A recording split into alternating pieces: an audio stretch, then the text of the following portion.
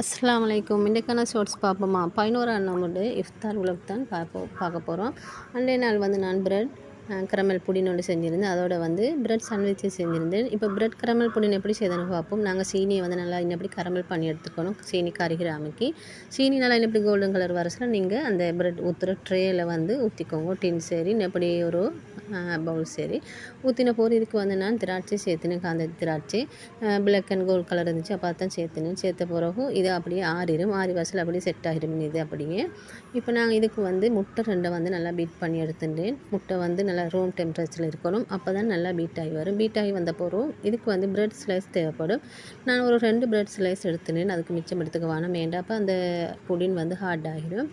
இப்போ ஒரு mixie jar எடுத்துனேன். Mixie ஜாரில் ப்ரெட்டை வந்து நான் சின்னதாக கையால் பிச்சு போட்டுனேன். இப்போ இதுக்கு வந்து மில்க்கு வந்து நான் 2 டேபிள் ஸ்பூன் மாதிரி மில்க்கு கரைச்சி எடுத்துனேன். மில்க் பவுடர் தான் கரைச்சி எடுத்த பிறகு அதையும் இதோட சேர்த்துனேன். சேர்த்துன பிறகு இதுக்கு தேவையான சீனி அதோட முட்டை அரைச்சி வச்சது அதெல்லாம் சேர்த்துக்கணும்.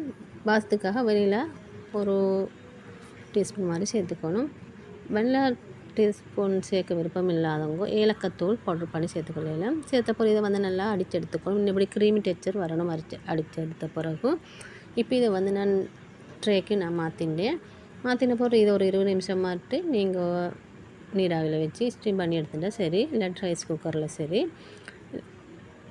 இப்போ இது நாங்கள் இஃப்தார் டைமுக்கு சில்லுண்டு சாப்பிடணும்னா நாங்கள் ஃப்ரிட்ஜில் வச்சு நோம்பு திறக்கிற டைமுக்கு எங்களுக்கு எடுத்து கட் பண்ணி எடுத்துக்கொள்ளலாம். இப்போ அன்றைய நாள் வந்து இந்த புடினோட பிரெட் சாண்ட்விச்சும் செஞ்சுருந்தேன். பிரெட் சாண்ட்விச்சுக்கு வந்து சோட்டிஸுக்கு செய்கிற அந்த ஃபில்லிங் கறி தான் நான் வச்சு அதோட வந்து முட்டையில் எடிட் பண்ணி நான் அப்படி தான் போட்டிருந்தேன். அந்த வீடியோ ஒன்று போடல. இதில் உங்களுக்கு வேணும்னு சொல்லுங்கள், நான் இன்னொரு நாளைக்கு போடுவேன். இப்போ முட்டையோட மில்கை சேர்த்து நல்லா இப்படி கலந்துட்டுக்கணும். இதோட உப்பு மிளகு போட்டு அல்ஹம்துலில்லாஹ் அன்றைய நாள் வந்து இஃப்தாருக்கு வந்து கோல்மன்ஸுண்ட அது கரைச்சிருந்தேன். அதோட வந்து இந்த பிரெட் சாண்ட்விச் செஞ்சுருந்தேன். சாண்ட்விச் நல்லா டேஸ்ட்டாகவும் இருந்துச்சு. அதோட புடினை நான் கட் பண்ணி காட்டேன் எப்படின்ட்டு.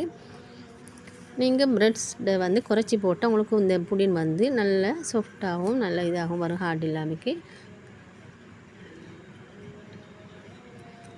இந்த வீடியோ பிடிச்சிருந்தால் லைக் பண்ணிக்கோங்க. மறக்காமல் ஃபேமிலி அண்ட் ஃப்ரெண்ட்ஸில் ஷேர் பண்ணுங்க. இன்னும் ஒரு சோட்டில் சந்திப்போமா. தேங்க்ஸ் ஃபார் வாட்சிங்.